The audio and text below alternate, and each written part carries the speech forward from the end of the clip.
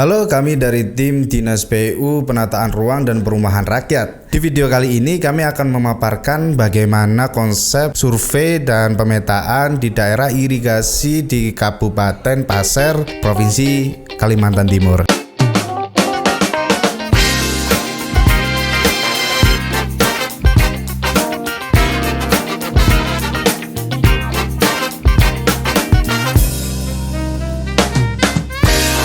Kabupaten Pasir memiliki perkebunan, di mana perkebunan ini ditanami sebagian besar adalah tanaman sawit, yaitu sekitar seluas 254 km. Tentunya di Kabupaten Pasir ini tanaman sawit merupakan komoditas yang cukup primadona, sehingga membuat warga sekitar juga memiliki profesi ataupun mata pencaharian yang tidak jauh-jauh dari tanaman sawit ini.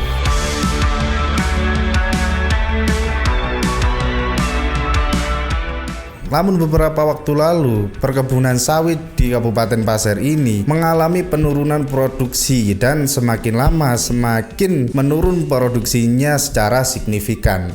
Ternyata hal ini disebabkan dari tanaman sawit tersebut tidak tumbuh optimal di area tersebut.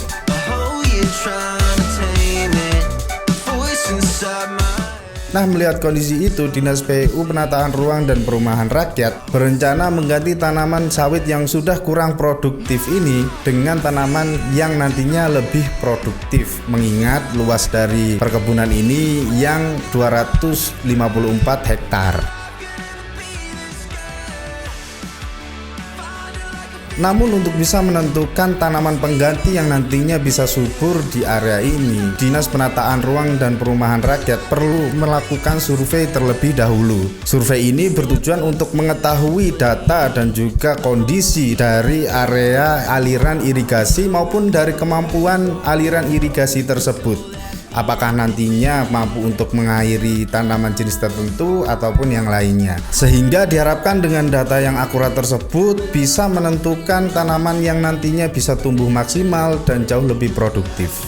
Berangkat dari latar belakang itulah Dinas PU Penataan Ruang dan Perumahan Rakyat membentuk dan menurunkan tim survei dan pemetaan topografi yang kegiatannya nanti untuk menghitung, mengukur cross, dan menghitung area luapan yang ada di rawa Kabupaten Pasir.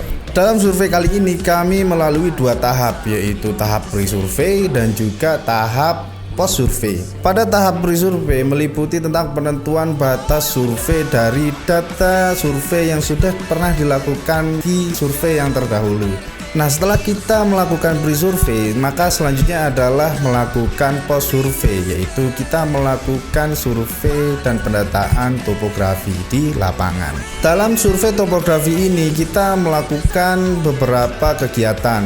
Yang pertama yaitu melakukan pengukuran menggunakan RTK atau Real Time Kinematic, di mana RTK ini adalah salah satu alat ukur yang memiliki tingkat presisi yang tinggi. Keakuratan dan kepresisian dari RTK ini hingga mencapai ke tingkat sentimeter.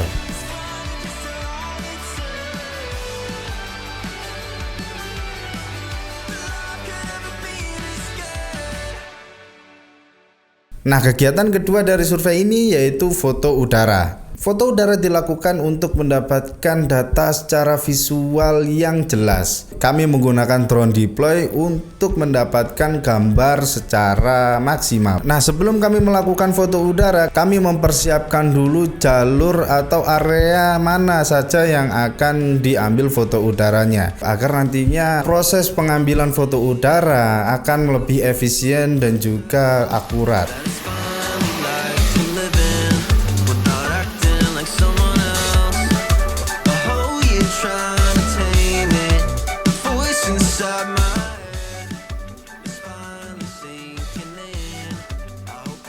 Dan yang terakhir yaitu kita melakukan cross. Kami melakukan cross ini per 500 meter dari aliran airnya. Kegiatan cross ini dilakukan dengan menyeberangi area irigasi. Tujuan dari cross ini adalah untuk menghubungkan titik-titik yang ada di irigasi tersebut dan mendapatkan data dari titik-titik tersebut.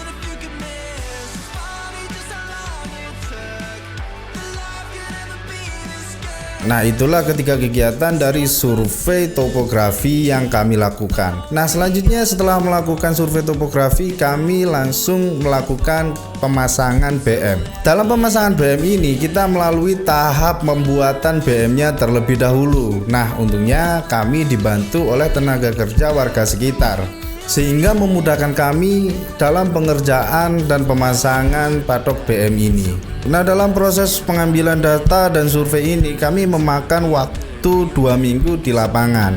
Nah, setelah berhasil mendapatkan data yang ada di lapangan, selanjutnya data dari lapangan ini akan diproses dan diolah. Nah, selanjutnya akan dipaparkan hasil data dari survei dan juga pemetaan yang dilakukan di Kabupaten Pasir. Untuk penyampaian data ini akan langsung disampaikan tim kami yang lain.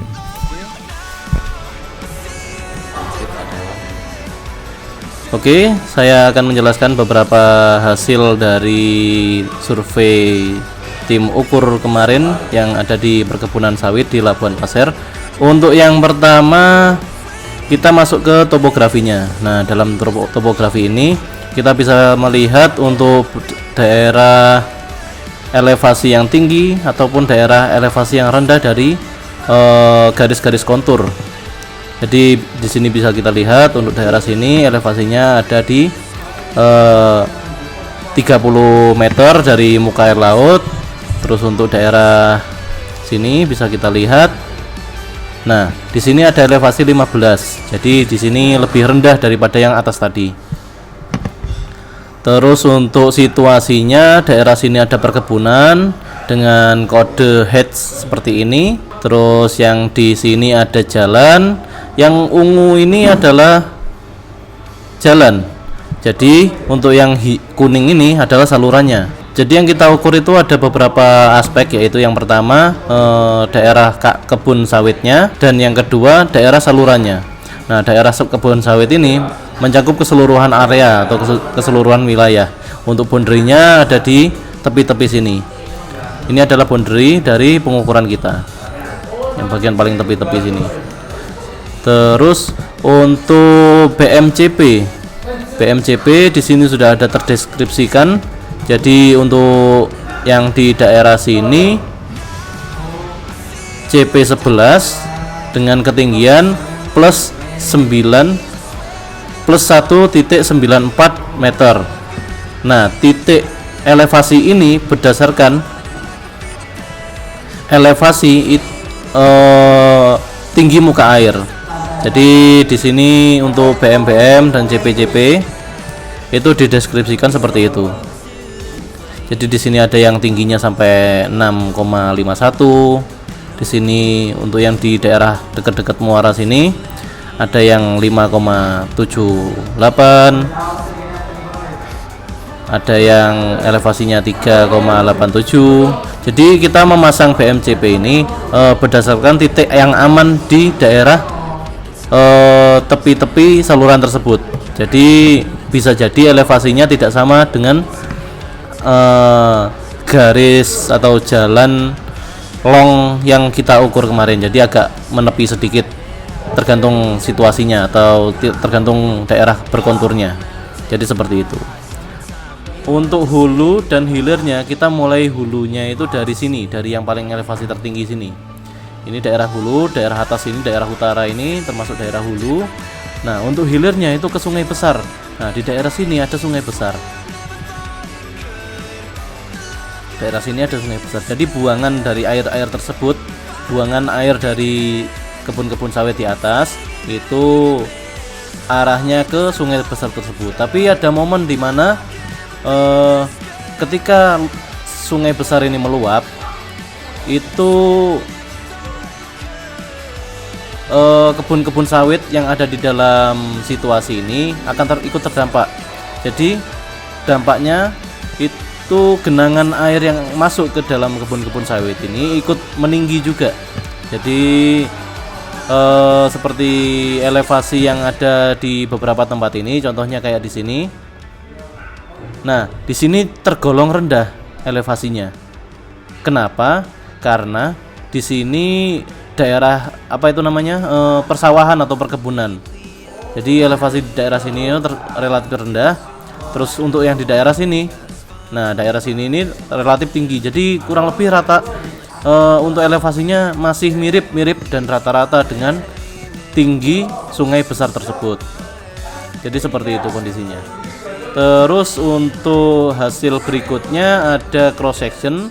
Nah, cross section di sini skalanya 1:1 dengan jarak maksimal ada di 50 meter. Dengan jarak maksimal ada di 50 meter. Jadi dari sini kita bisa ketahui, nah kurang lebih seperti ini bentuk potongannya dari masing-masing cross. Ini ada di STA 0.0 dengan saluran A, dengan kode saluran A. Ada di kode saluran A dengan STA 0 plus 000, itu lokasinya ada di daerah ini. Nah, untuk saluran A STA 0 plus 000. Jadi di sini ada elevasinya 8,12, 7,88. Elevasi terendahnya kurang lebih ada di 5,44. Elevasi terendahnya. Terus untuk yang cross keduanya ada di STA 0 plus 500, itu ada di terusannya. Jadi arahnya itu dari hulu ke hilir, arah crossnya itu. Jadi hulunya itu ada di STA 0 plus 000, terus hilirnya ada di STA 0 plus 500. Nah, jadi seperti ini garis crossnya sama titik-titik pengambilan crossnya, dan seperti ini bentuk potongannya. Nah, yang sebelah kiri itu yang sini. Jadi sebelah kiri kalau ada di mana di peta situasinya, kiri itu ada yang di sini. Nah, yang sebelah kiri itu dari sini. Jadi arah sudut pandangnya dari mana itu? Dari hulu ke hilir. Jadi sebelah kirinya ada di sebelah utara. Di sini elevasi berapa ini? 5,69. Nah, terus di sini juga sama pasti 5,69 karena dibulatkan kan ya. Jadi 5,689 seperti itu. Terus untuk long sectionnya, bentuk long section di saluran A seperti ini. Kita ambil di daerah paling dasar. Seperti yang kita lihat tadi, untuk elevasi terendahnya di saluran A, kita bisa memilih salah satu titik elevasi dasar, entah itu kanan atau kiri, yang penting yang terendah. Jadi bisa diketahui untuk dasarnya itu kedalaman berapa, dengan tanggulnya. Ini ada tanggul juga, tanggul kiri, tanggul kanan. Nah, seperti ini tanggul kiri, tanggul kanannya. Itu ada di elevasi berapa juga. Ini termasuk di elevasi tanggul kiri, elevasi tanggul kanan, seperti itu. Nah, ini untuk masing-masing long di daerah masing-masing saluran. Nah, ini ada saluran A, saluran B, saluran C seperti ini. Yang paling panjang ini saluran C ini, kurang lebihnya ada 2 kiloan. Terus ini ada saluran D, terus ini ada saluran E. Nah, jadi jarak antar cross ini masing-masing itu ada di 500. Bisa kita lihat dari long, kurang lebihnya itu ada di 500 ini jaraknya. Jadi masing-masing cross itu di sini ada cross, di sini ada cross, di sini ada cross, di sini ada cross. Nah, itu kita ambil potongannya itu dengan jarak per 500 dari masing-masing crossnya. Jadi seperti itu. Untuk saluran C ini yang paling kecil. Jadi untuk saluran E, maaf. Untuk yang saluran E ini saluran yang kecil. Nah, saluran yang kecil ini berada di daerah ini, saluran E ini. Nah, kurang lebihnya seperti ini. Ini lokasi saluran E, kurang lebih ada 3 titik di sini. Nah, untuk saluran E ini mungkin ada beberapa yang perlu direvisi karena kemarin ada beberapa info dari orang dinas itu untuk saluran E ini untuk ditambahi yang di daerah ujungnya. Jadi seperti ini. Nah, untuk STA yang 1+1 ini perlu ditambahi seperti itu. Nah, ini ada sedikit pertanyaan ya. Kenapa kok di saluran D elevasinya malah naik crossnya? Jawabannya seperti ini. Jadi posisinya di sini itu agak menikung. Dari sini kita mulai saluran D. Saluran D kita mulai dari sini. Terus kita berjalan ke kanan, ke bawah, ke selatan, terus agak menikung ke sini, terus ke bawah lagi. Nah, posisi titiknya, elevasinya itu ketinggiannya cukup lumayan signifikan untuk di daerah saluran D ini. Sebenarnya untuk daerah sini itu landai, cuma untuk daerah sebelah kanannya itu agak naik. Jadi kita ikut elevasi yang agak naik tersebut. Jadi di saluran D kelihatan yang ini STA-nya 2,43. Nah, di sini 3,4. Jadi agak kelihatan naik gini. Nah, ini untuk di saluran D bisa kita lihat di sini elevasinya 3,61. Di tengahnya sini ada elevasi 4, sekian, jadi kan agak naik. Terus di sini ada elevasi 5, sekian, jadi daerah tanggul-tanggulnya itu agak naik. Nah, di sini kembali lagi ada elevasi 5,19, jadi mulai turun lagi nih. Jadi seperti itu. Jadi dari data ini bisa kita simpulkan untuk elevasi kontur itu seberapa, untuk genangannya nanti berapa. Jadi untuk kebutuhan kedepannya bisa didiskusikan lagi mengenai potensi tanah yang ada di sekitar kawasan yang telah kami ukur. Terima kasih.